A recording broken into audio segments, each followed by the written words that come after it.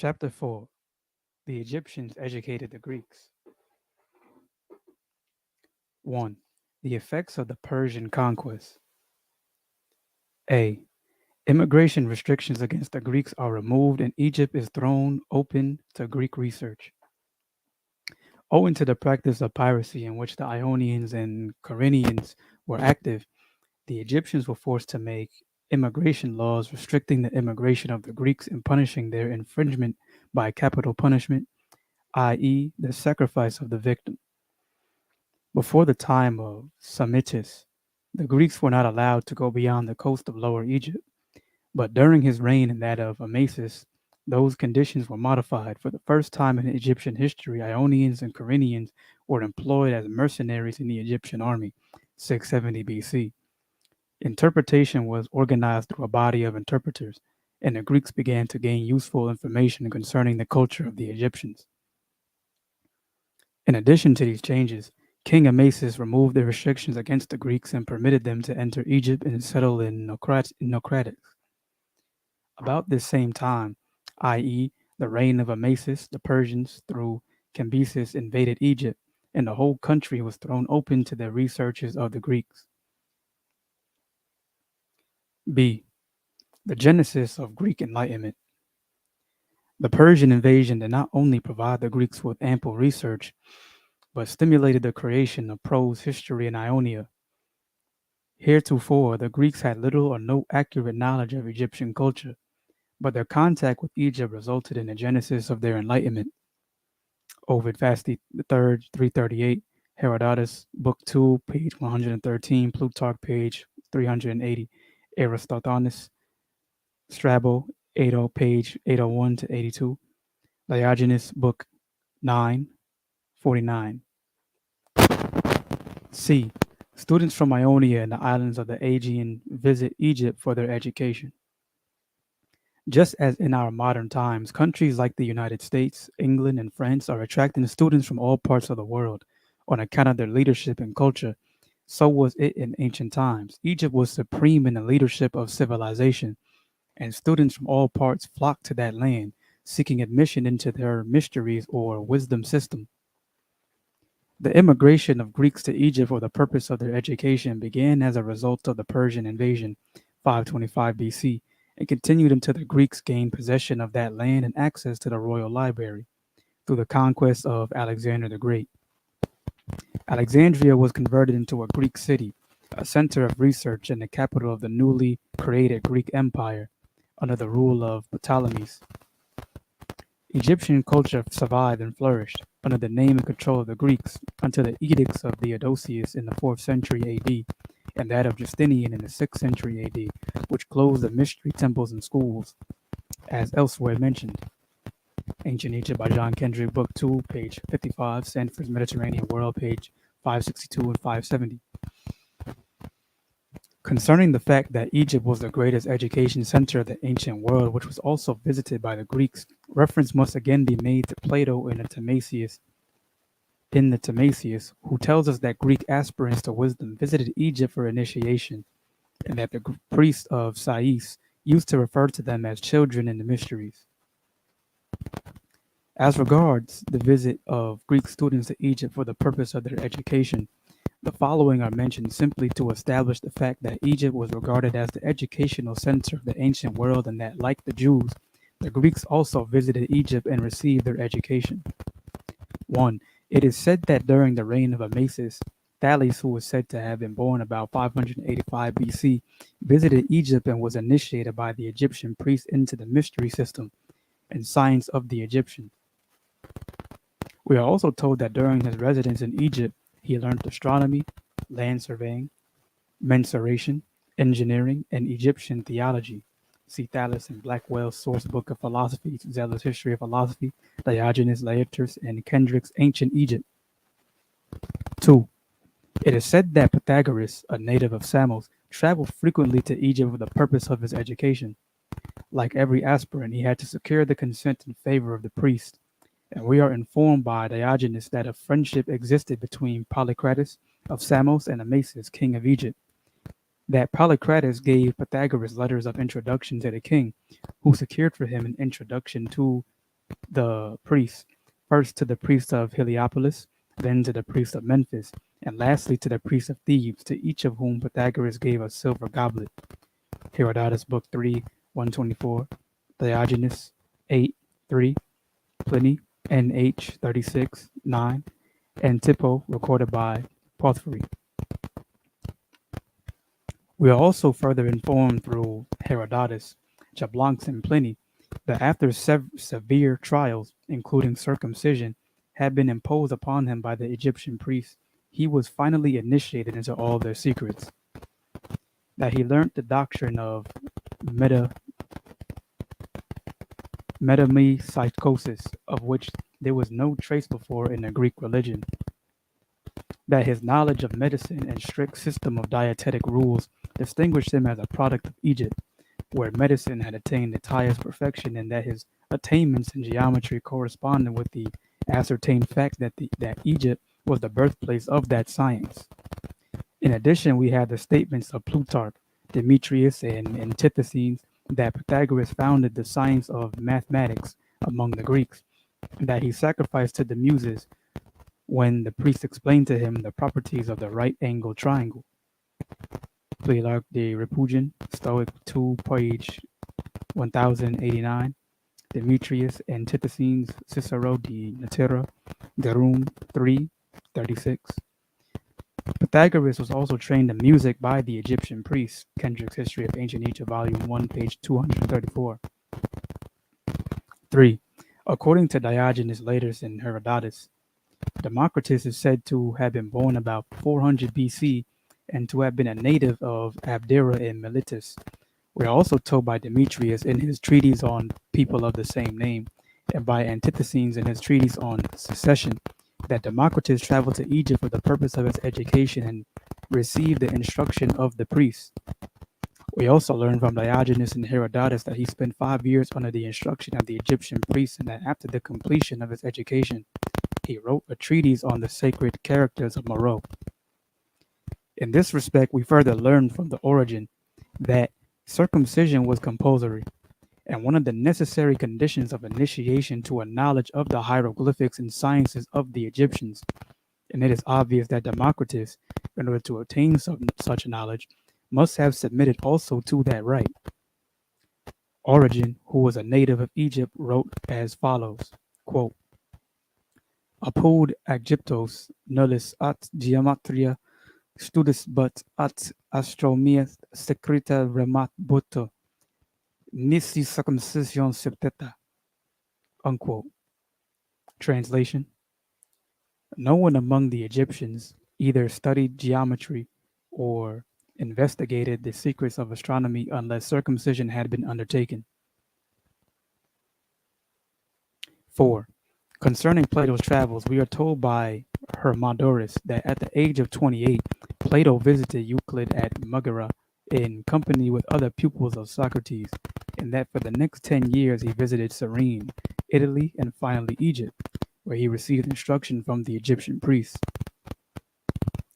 5.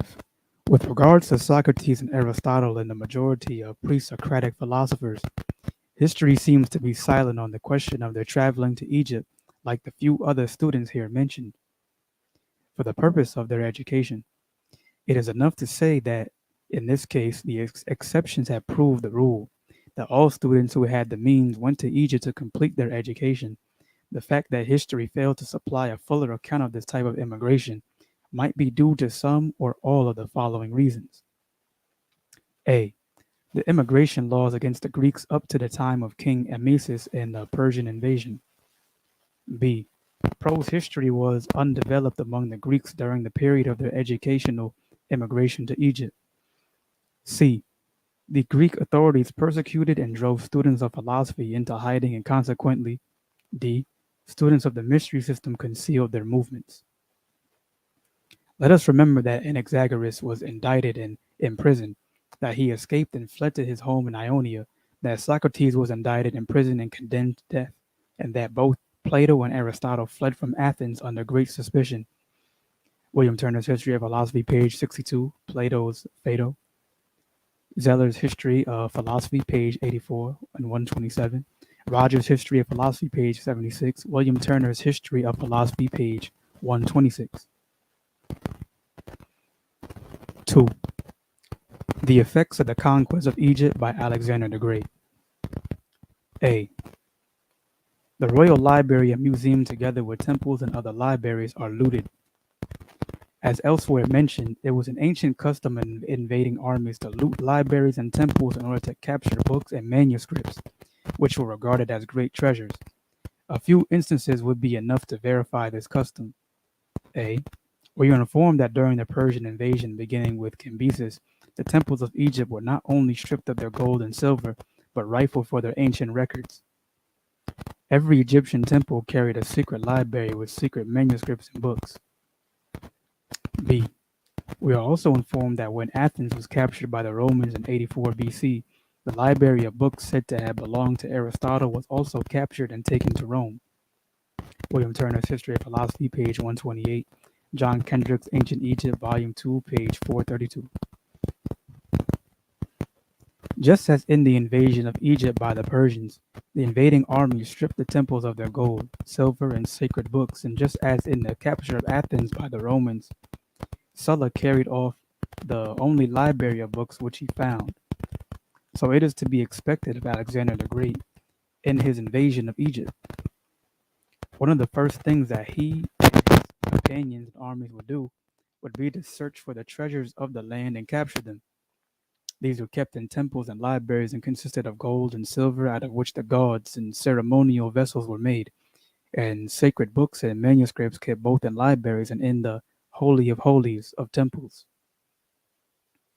It is my firm belief that this indeed was the great opportunity which Alexander gave Aristotle and enabled him and his pupils to carry off as many books as they wanted from the royal library and to convert it into a research center. Apart from the royal library at Alexandria, there was also another famous library nearby, the Royal Library of Thebes, the Menetheion, which was founded by Pharaoh Seti. The Menetheion was completed by Ramesses II. But little occurs in history about this greatest of Egyptian royal libraries. However, any invading army would first loot the royal library of Alexandria and then would turn their attention to the Menetheion at Thebes. They would also visit the cities of Memphis and Heliopolis and likewise loot their libraries and temples. This was the ancient custom and certainly one of the ways in which the Greeks received their education from Egyptians. Egyptian Mythology by Max Mueller, page 187 to 189 and 205. Diodorus, 1651. Bunsen the First, page 27. Ancient Egypt by John Kendrick, volume 2, 56, page 432 to 433. It is therefore an erroneous belief that the Greeks on Egyptian soil and through their own native ability set up a great university at Alexandria and turned out great scholars. On the other hand, since it is a well-known fact that Egypt was the land of temples and libraries, we can see how comparatively easy it was for the Greeks to strip other Egyptian libraries of their books in order to maintain the new library at Alexandria, after it had been already looted by Aristotle and his pupils. The Greeks, i.e., Alexander the Great, Aristotle's school, and succeeding Ptolemies, converted the Royal Library of Alexandria into a research center by transferring Aristotle's school and pupils from Athens to this great Egyptian library. And therefore, the students who studied there received instructions from Egyptian priests and teachers until they died out. The difficulty of language and interpretation made it imperative for the Greeks to use Egyptian teachers. The Greeks did not carry culture and learning to Egypt, but found it already there, and wisely settled in that country in order to absorb as much as possible of its culture. B. The royal library at Thebes, the Menetheion is described. It was also looted by invading armies. But when we read a brief sketch of the magnificence of the Theban royal library, the Menetheion, we even see a better picture and are bound to admit that Egypt was the storehouse of ancient culture and that the culture was preserved in the form of literature stored away in her great libraries and temples. Great as the Royal Library of Alexandria might have been, we see in the Theban royal library something far more magnificent and far more representative of the true greatness of our ancient Egypt. On the left of the steps leading to the second court, there is still seen the pedestal of the enormous granite statue of Ramesses, the largest that ever existed in Egypt, according to Theodorus. Its height had been calculated at 54 feet and its weight at 887 and a quarter tons, a marvel to the modern mind. The interior face of the wall of the pylon represents the wars of Ramesses III. The Osirid pillars of the second court are the monolithal figures, 16 cubits in height, supplying the place of columns, and at the foot of the steps leading from the court to the next hall beyond, there were two sitting statues of the king. The head of one of these was of red granite, known by the name of Young Memnon, was taken away by Belzoni and is now a principal ornament of the British Museum. Beyond this are the remains of a hall 133 feet broad by 100 feet long, supported by 48 columns, 12 of which are 32 feet in height and 21 feet in circumference. On different parts of the columns and the walls are represented acts of homage by the king to the principal deities of the Theban pantheon and the gracious promises which they make him in return. In another sculpture, the two chief divinities of Egypt invest with him the emblems of military and civil dominion, i.e., the scimitar, the scourge, and the pedum. Beneath, the 23 sons of Ramesses appear in procession, bearing the emblems of their respective high offices in the state, their names being inscribed above them. 9 smaller apartments, 2 of them still preserved and supported by columns, lay behind the wall. On the jambs of the first of these apartments are sculptured Thoth, the inventor of letters, and the goddess Saf, with the title of Lady of Fetters and President of the Hall of Books, accompanied the former with an emblem of the sense of sight, and the latter of hearing. Note from the narrator JBenzDaLight. When they speak of Thoth, Thoth is also known as Hermes Trismegistus, or also Jehuti or Tahuti. Let us continue. There is no doubt that this is the sacred library which Diodorus describes as the inscribed dispensary of the mind. It had an astronomical ceiling in which the 12 Egyptian months are represented, with an inscription from which important inferences have been drawn respecting the chronology of the reign of Ramesses III. On the walls is a procession of priests carrying the sacred arts, and in the next apartment, the last that now remains, the king is presenting offerings to the various divinities. Ancient Egypt by J. Kendrick, Book 1, page 128 to 131. Report of French Commission. C. Museum and the Library of Alexander were used as a university. The Museum and Library of Alexandria were so famous in ancient times that we wonder why more information concerning the center of learning has not come down to us. A few references to authoritative sources might no doubt help to enlighten us on this matter. From Sedgwick's and Tyler's History of Science, Chapter 5, pages 87 to 119, we learn that the subjugation of Egypt by Alexander the Great in 330 BC had checked the further development of Greek civilization on its native soil. That after the death of Alexander the Great in 323 BC, his vast empire was divided among his generals, and that Alexandria, the new Egyptian capital, fell to Ptolemy.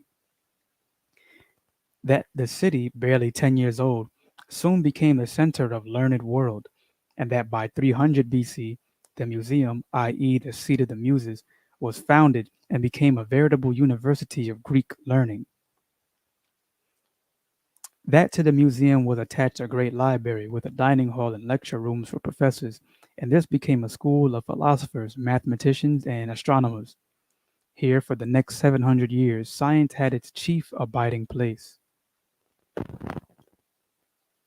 Here, however, It should be remembered that the above statement of Sedgwick and Tyler is misleading, since the Greeks did not carry a civilization of their own to Egypt, but on the contrary, found a very highly developed Egyptian culture, the survival of which was maintained by the use of Egyptian priests and scholars as teachers. D. A military policy of the Greeks to command information from the Egyptians was put in operation. One of the military policies adopted by the Greek military authorities at Alexandria was the issue of commands to the leading Egyptian priests for information concerning the Egyptian history, philosophy, and religion. As a custom, this is no less ancient than modern, since it is also a custom in modern times for victorious armies to confer with the men of science of an invaded country, in order to discover whether or not there is anything new in the field of science which they might possess. We would recall how at the end of World War II, the American scientists conferred with the Japanese scientists at Tokyo. Accordingly, we are told that Ptolemy I Soter, in order to elicit the secrets of Egyptian wisdom or mystery system, ordered Manetho, the high priest of the temple of Isis at Sebennythus in Lower Egypt, to write the philosophy and the history of the religion of the Egyptians. Accordingly, Manetho published several volumes concerning these respective fields, and Ptolemy issued an order prohibiting the translation of these books, which had to be kept on reserve in the library, for instruction of the Greeks by the Egyptian priests. Here it becomes quite clear that the first professors of the Alexandrian school were the Egyptian priests, and that the scholars and pupils of Aristotle's transferred school received their training directly from the Egyptian priests. It is also well to note that the chief textbooks of the Alexandrian school were Manetho's books.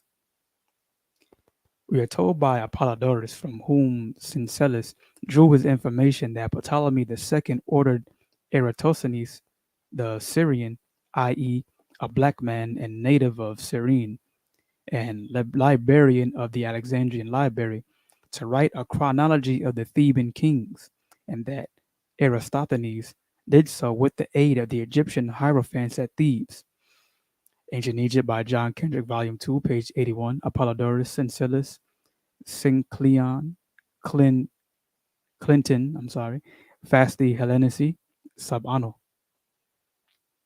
Furthermore, it became the custom during the Greek and Roman occupation to use the services of Egyptian priests and scholars as professors at the Alexandrian school. We are told that during the reign of Theodosius, 378 to 395 AD, the Egyptian professor Harapalo wrote a system of the Egyptian hieroglyphics. The hieroglyphica of Harapalo, which had been regarded as the best that has come down to modern times. We are also told that this professor taught not only at the Alexandrian school, but also at that of Constantinople.